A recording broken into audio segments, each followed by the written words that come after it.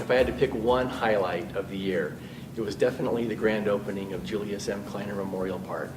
That whole day was filled with activities and events and celebrations. This year we added a new service to our City Hall, and that is we are actually a passport acceptance facility. So we accept passport applications and their supporting documentation on behalf of the United States Department of State. So far it's been very much welcomed by our citizens. We've also expanded our youth work-life skills program. A lot of the kids that we hired last year had never worked anywhere else. This was their first job.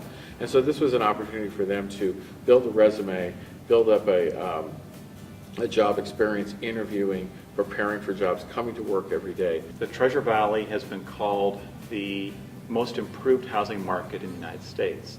But if you look at the cities and the counties within the Treasure Valley, Meridian is by far the most active in terms of new rooftops. Our wastewater collection system folks have sealed up about 33 manholes and saved the treatment plant from having 100,000 gallons of groundwater enter the sewer system. And that has saved us about $27,000 a year. We did not increase our base budget this past year. I think the departments were really willing to say, okay, for the long-term betterment of the city, we need to not grow our base budget. And by base budget, I mean those annual operating expenses that are not going to change no matter what the level of activity is. That really kind of takes us down to our prescription take-back program. We were probably the first law enforcement agency in the Treasure Valley to start this several years ago to keep them out of hands of abusers, whether they're kids or adults.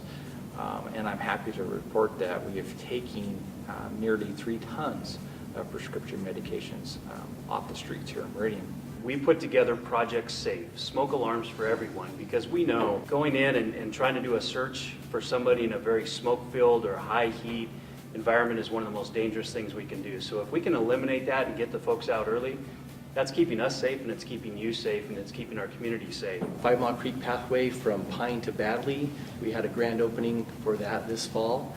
It's now open to the public, about a half-mile long, a great new section of pathway. We're all lending a helping hand. It's just that now it's being done in a more integrated way.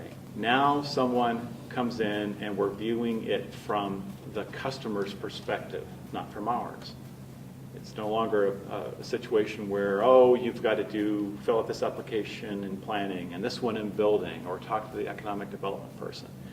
We approach each customer with a focus on their project and on their needs.